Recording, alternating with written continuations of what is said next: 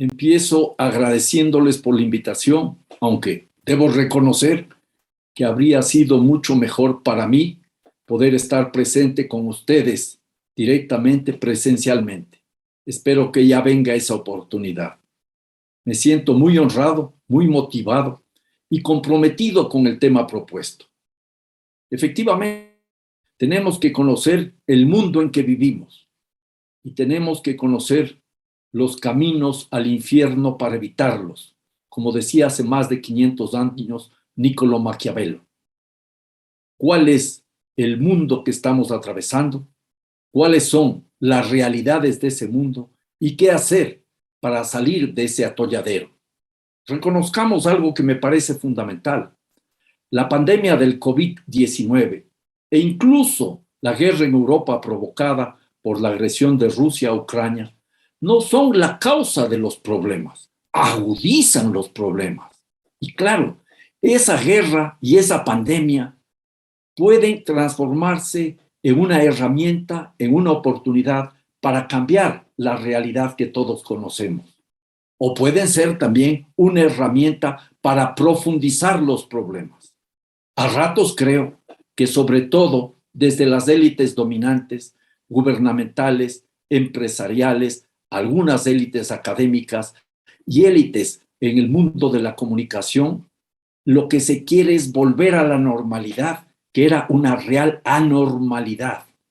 Y más de lo mismo va a ser más de lo peor. Cuando se dice, por ejemplo, que hay que volver a la senda del crecimiento económico a como dé lugar, más exportaciones, más inversión extranjera o privada, más consumismo, más productivismo, más individualismo.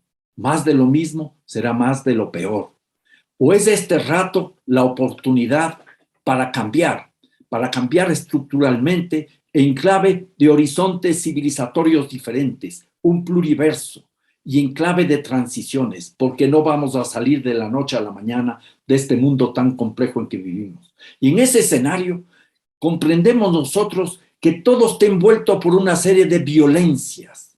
Muchas veces las violencias no son una consecuencia de los procesos, por ejemplo, extractivistas, petrolero, minero, procesos que están forzando la destrucción de nuestra Amazonía en Brasil o en mi país, Ecuador, sino que son procesos que requieren la violencia. La violencia no es una consecuencia, sino que es una condición necesaria.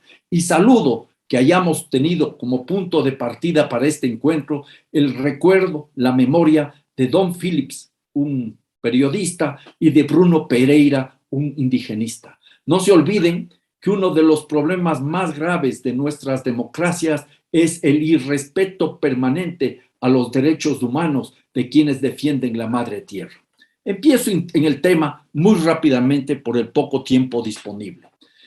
Aceptemos que vivimos, en primer lugar, una crisis generalizada, una crisis multifacética, una crisis interrelacionada.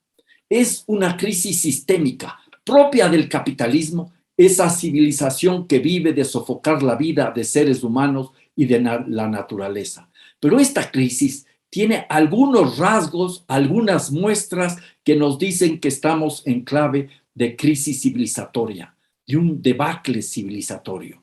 Nunca antes habían aflorado tantas complicaciones, tantas dificultades de modo simultáneo. Y en la raíz de este pandemonio encontramos a la destrucción de la naturaleza como una de sus principales causas, si no definitivamente la mayor. ¿Qué nos dice el panel de cambio climático de Naciones Unidas? Un panel que le conocemos por sus siglas en inglés IPCC.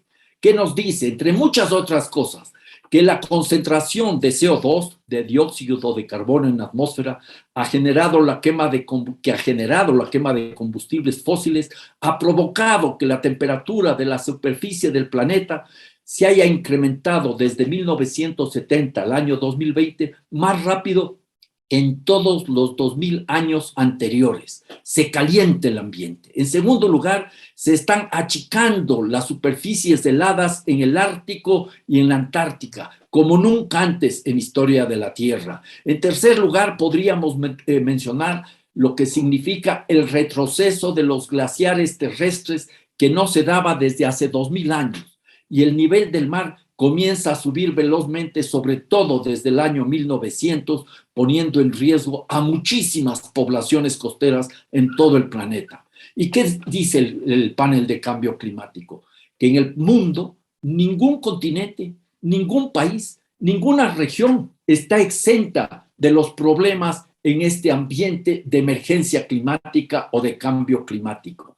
Al paso que vamos, nos dice el IPCC, que si no cambiamos, en 20 años se habrá superado esa fatídica meta de los 1.5 grados centígrados, algo sumamente complicado y difícil. Y es cierto, hay algunos esfuerzos importantes que los menciono. Naciones Unidas, al finalizar el año pasado, dijo que el acceso a un medio ambiente sano y sostenible hay que verlo como un derecho humano. Inclusive hay procesos importantes que hablan de la necesidad de hablar del ecocidio. Yo diría que también hay otros procesos fundamentales que cobraron mucha fuerza desde la aprobación de la Constitución del año 2008 en Ecuador, cuando se incorporó a la naturaleza como sujeto de derechos, los derechos de la naturaleza, punto al que me referiré al terminar esta breve intervención. Sabemos, y esto me parece importante, que ya no es posible retornar al punto de partida como sucedía en otras crisis cíclicas del capitalismo, porque los procesos han ido acumulando una gran cantidad de consecuencias que son irreversibles. Tenemos que comenzar a entender que al paso en que vamos por hacer imposible la vida de miles de millones de personas en el planeta, o vamos a deteriorar sus condiciones de vida, ahondando aún más las brechas sociales. Porque no solo es el tema de la destrucción ambiental, el problema es que hay un creciente empobrecimiento y una creciente y brutal e insultante concentración de la riqueza. Luego de esta primera aproximación muy rápida, les dejaría algunas ideas gruesas para entender los orígenes múltiples de tanta pandemia, porque no es una sola pandemia, hay muchas pandemias, y esas pandemias propias del sistema tienen que ver, a mi modo de ver, con dos procesos. Entiendo que está invitado también a este foro el gran pensador mexicano Enrique Leff, y él habla del proceso de la deshumanización de la humanidad que va de la mano del proceso de la desnaturalización de la naturaleza. Este proceso de deshumanización de la humanidad que se caracteriza por el egoísmo, por el consumismo, por el productivismo, por la codicia, ha ido fortaleciendo tendencias de individualismo a ultranza. Solo para tener una idea de lo que eso significa. En dos países enriquecidos, Inglaterra y Japón, existen ya los ministerios de la soledad, porque hay millones de personas que no son pobres, que han perdido el contacto con sus comunidades. Estamos perdiendo la racionalidad humana y estamos creyendo que las soluciones tecnológicas van a resolver los problemas. En China, por ejemplo, existen ya más de 200 millones de cámaras de televisión para el control visual. El gran hermano se está haciendo una realidad. Esta deshumanización de la humanidad que afecta a lo más íntimo de los seres humanos está restringiendo la democracia. Y de la mano de eso viene la desnaturalización de la naturaleza. Se mercantiliza la vida en todos los ámbitos. Se mercantiliza el clima, se mercantiliza el mercado de carbono, la economía verde, la transición energética corporativa, que lo que quiere es introducir vehículos eléctricos para quienes pueden acceder a vehículos eléctricos, provocando tremendas destrucciones con una mega minería desaforada de litio, del cobre y de tantos otros minerales. En ese contexto, seguimos presas de la religión del crecimiento económico permanente que desborda los límites biofísicos del planeta. Esta realidad creo que nos debe hacer a nosotros entender que hay elementos que están ocasionando esto.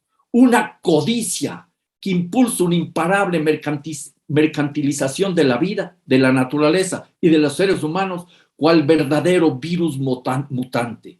Inclusive el coronavirus, por sus orígenes zoonóticos, resulta de la destrucción de la biodiversidad, de las bases mismas de la vida. Un tercer punto fundamental: reconozcamos la realidad como es, por más dura que sea. Demos un paso más, seamos precisos en los términos. Si hablamos de comunicación, utilicemos los términos adecuados o intentemos que la sociedad conozca lo que está detrás de cada uno de los términos. Por ejemplo, hablar únicamente de cambio climático no es algo novedoso, no es algo extraordinario. No nos podemos olvidar que los cambios en el clima han sido parte consustancial en la larga historia geológica de la Tierra. Es más, el término de crisis o emergencia climática no refleja la realidad que estamos viviendo. En épocas lejanas y no tan lejanas, se registraron emergencias ambientales de impredecibles consecuencias. Piensen ustedes muy rápidamente lo que significó la caída de ese enorme meteorito hace más de 60 millones de años en el Golfo de México, o la erupción del volcán Tambora en Indonesia en 1815, que provocaron grandes emergencias climáticas. Pero ahora estamos frente a una emergencia climática que yo la llamaría de colapso climático, colapso ambiental, que lo hemos fraguado los seres humanos en el marco de lo que se conoce superficialmente como el antropoceno. En términos correctos, estamos frente al capitaloceno. Y esta es una realidad que nos tiene que hacer entender esa esencia del capitalismo, que no solo es la explotación de la mano de obra y la explotación de la naturaleza, sino que se estructura a partir de lo que podríamos decir el faloceno, el patriarcado, el racismo seno, la colonialidad. Y si no cambiamos, estamos próximos a un colapso global, a una catástrofe muy grande para millones de personas. 3 conclusiones muy rápidas porque el tiempo apremia. Yo diría que es fundamental, en primer lugar, irnos desembarazando de aquellos horizontes que todavía nos movilizan. El desarrollo no es del futuro, el desarrollo es del pasado. La acumulación material, mecanicista, interminable de bienes, asumida como progreso, no tiene futuro. Tampoco el desarrollo, que es un derivado de dicho progreso. Ni siquiera el desarrollo sustentable resuelve los problemas, porque es un apellido más para lo mismo de siempre. Los límites de los estilos de vida sustentados en la bonanza antropocéntrica son cada vez más notables y preocupantes. 2 cifras. Si todos los seres humanos tuviéramos la posibilidad de vivir, que ese es el derecho al desarrollo, como un ciudadano o una ciudadana promedio de los Estados Unidos, requeriríamos 6 planetas. No hay tanto planeta para tanta ambición y para tanta codicia. Imaginemos a partir de otra cifra, otra realidad muy complicada. En 3 años, China consumió en 3 años, 2011, 2012, 2013, 6.615 millones de toneladas de cemento. 1.5 veces más que lo que consumieron los Estados Unidos en todo el siglo XX. ¿Y cuál es la respuesta que dan los poderes globales? Las cumbres de cambio climático son más discursos que prácticas concretas. Mucho más hacen los pueblos originarios en nuestra Amazonía, protegiéndolo, que los discursos de los grandes gobernantes y sus tibias respuestas. Les hago una reflexión que a mí me ha llamado mucho la atención. Hace 2 semanas, en Alemania, un país que había apostado por la paz luego de la Segunda Guerra Mundial, presionado por esta guerra europea, acaba de aprobar en un solo día el incremento de la inversión o del gasto en armas en 100.000 millones de euros, una cantidad que todavía no se recupera a nivel mundial para atender las emergencias climáticas. Esto nos lleva, en segundo lugar, a la necesidad de pensar en otras sociedades, otras economías, sintonizándonos con el buen vivir de los pueblos originarios que nos hablan desde su experiencia, desde sus valores, desde sus visiones y desde sus prácticas. Y entonces quizás esa otra sociedad tiene que partir más de la cooperación que de la competencia desaforada en la globalización capitalista. Tiene que sustentarte en la solidaridad y no en la acumulación permanente de bienes materiales. Tiene que propender a la suficiencia antes que a la eficiencia. tiene que construirse desde la comunidad y no desde el individualismo. La sustentabilidad y no la destrucción de la naturaleza. Eso nos dice que aquí tenemos una gran tarea de democratización radical de nuestras sociedades. Deben regir principios de organización social solidarios y recíprocos, que vayan más allá del crecimiento económico permanente y del utilitarismo convencional, del productivismo, del consumismo. No se trata de más Estado, por supuesto, tampoco de más mercado. Se trata de más comunidad, más mancomunidad, más reciprocidad, más empatía, más solidaridad, más humanidad. Y tercer punto, y con esto concluyo, es preciso derribar muchas de las estatuas de la modernidad. Hagámonos una pregunta. En estricto sentido, cuando nosotros nos preocupamos del derecho ambiental, el ambiente sano para los seres humanos, estamos pensando en nosotros mismos. ¿Por qué no pensar ya en que la naturaleza también es sujeto de derechos? Pensemos más, ¿quién nos da el derecho a la vida? Cuando nosotros en la Constitución ecuatoriana establecimos que la naturaleza tiene derechos, hacíamos un acto sin lugar a dudas antropocéntrico, pero detrás de esto está ya prefigurada una civilización sociobiocéntrica o ecocéntrica que nos dice lo siguiente, que nosotros somos naturaleza y quien en realidad nos da derecho a la vida es la naturaleza. Y entonces, desde esa perspectiva, en medio del actual colapso ecológico social, ya es hora de entender a la naturaleza como una condición básica de nuestra existencia. Somos naturaleza. Sin naturaleza no podemos existir. Y por lo tanto, si somos naturaleza, y la naturaleza es la existencia fundamental para nuestra existencia, también es la base de nuestros derechos. Derechos humanos individuales, derechos humanos colectivos, derechos de libertad.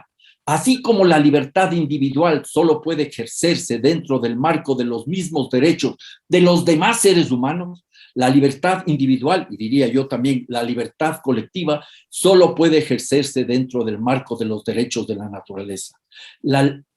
Creer que la naturaleza es una barrera para la libertad humana es un tremendo error. Sin derechos de la naturaleza, la libertad es una ilusión. Concluyo, es preciso entonces recuperar la justicia ecológica desde los derechos de la naturaleza y la justicia social desde los derechos humanos. La una es impensable sin la otra. No podemos tener justicia ecológica olvidándonos de la justicia social porque sería un ejercicio de jardinería, pero no vamos a tener justicia social olvidando la justicia ecológica. Todo esto tenemos que proyectarlo en clave de pluriverso, un mundo donde vivan todos los seres humanos y no humanos con dignidad y donde podamos pensar con tranquilidad cuál será el futuro de nuestros nietos y de nuestras nietas. Muchas gracias.